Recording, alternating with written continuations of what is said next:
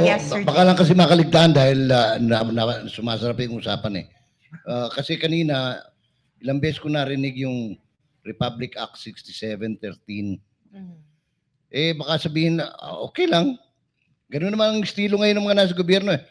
May batas. Sige, may batas. Pwede naman namin ikutan yan. Pero may parusa ba yan, attorney? Yung violation? Meron po. Our good secretary should perhaps read Section 11 of Republic Act 6713. If you will read it, Section 11, if my memory serves me right, violations of Section 7, 8, and 9 of Republic Act 6713, if he is found guilty, would be liable to 5 years imprisonment and a fine of 5,000 pesos and disqualification from public office. No? Hindi naka-indicate kung permanent ba or temporary, but as a general rule, if there is already imprisonment, so baka madali siya dito, no? Para walang basahin na lang talaga natin yung batas, baka sasabihin na gawa lang natin 6713 Section 11. Tingnan natin. Ang nakasabi po dito ay sino bang naka-access na diyan?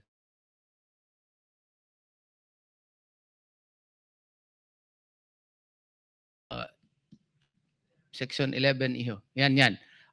Nandito, penalties sa last sentence. Violations of Section 7, 8, or 9 of this act shall be punishable with imprisonment not exceeding 5 years. Not exceeding 5 years. Or a fine not exceeding 5,000 pesos or both. And in the discretion of the court of competent jurisdiction, disqualification to hold public office. Tapos paragraph B nakasabi, any violation hereof proven in a proper administrative proceeding shall be sufficient cause for removal or dismissal of a public official or employee even if no criminal prosecution is instituted against him.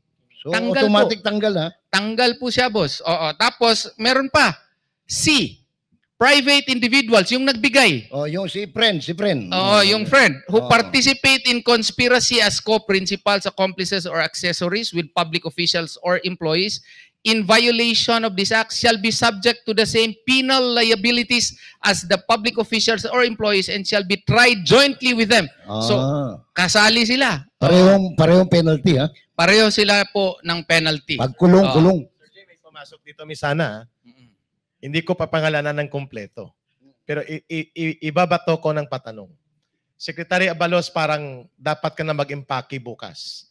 Kasi even absence of prosecution, the evidence and the commission of the crime by your play of bounty, patong-patong sa ulo ni pastor at sa mga leaders and ministers of Kingdom of Jesus Christ, no need na kasuhan ka when the evidence are already very clear, mag-impake ka na. Huwag mo nang antayin sipain ka ni Marcos Jr. sa pagiging Secretary of the ALG. Very clear yung batas. Abogado ka, mahiya ka kasi pwede kang madisbar dito.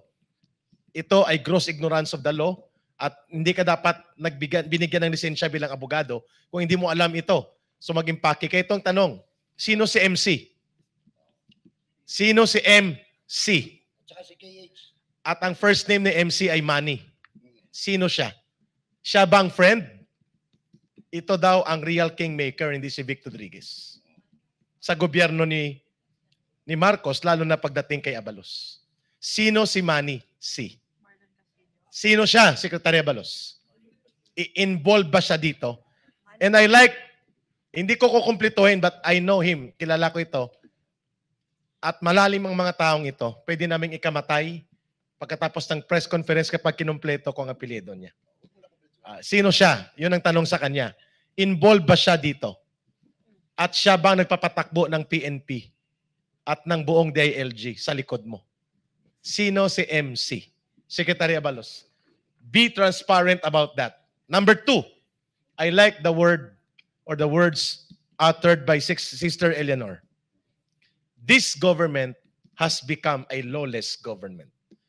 That is an imprimatur of decision coming from those who are not involved in politics, sa mga ordinaryong taong bayan, to call this government a lawless government, ay napakatindi po yun.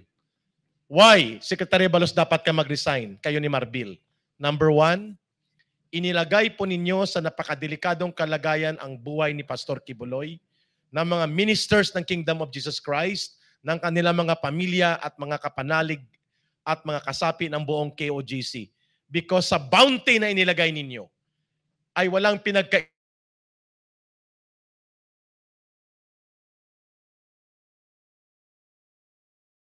pagtrato nila kay Abu Sabaya, kay Isnilon Hapilon, kay Ka Roger, kay Joe Masison.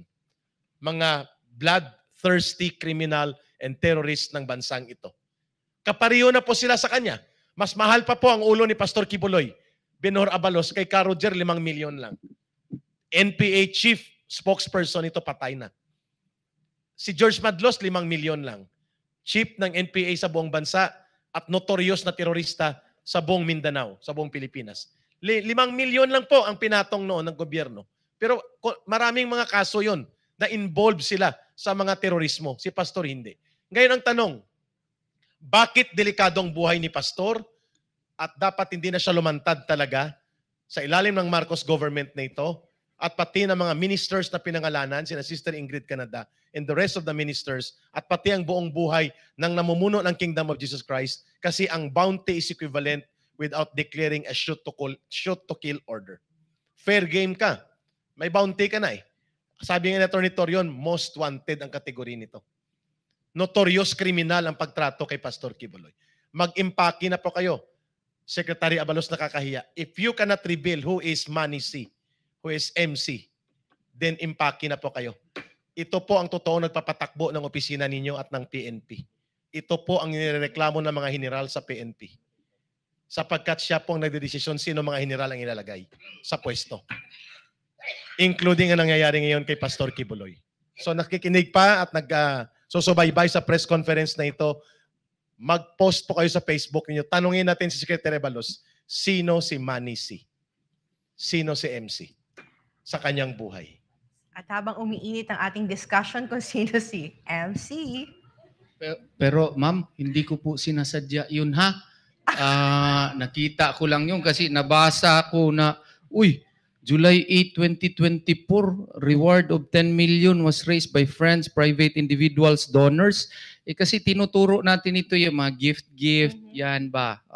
Bawal kasi yan maski yung for good intention. So, Secretary Abalos, pasensya na po kayo ha, pero pasok na pasok kasi sa Section 7D in relation with Section 11. Pasensya ka na po. Tapos sabi mo dito, tinatapakan ang sistema ng pamahalaan, parang niyuyurakan. Magsiserve ka ng waran, parang ikaw pa ang masama. Simple lang, ang batas ay batas, ang may kasalanan mananagot at yan ang gagawin namin. Ano po ba ang batas?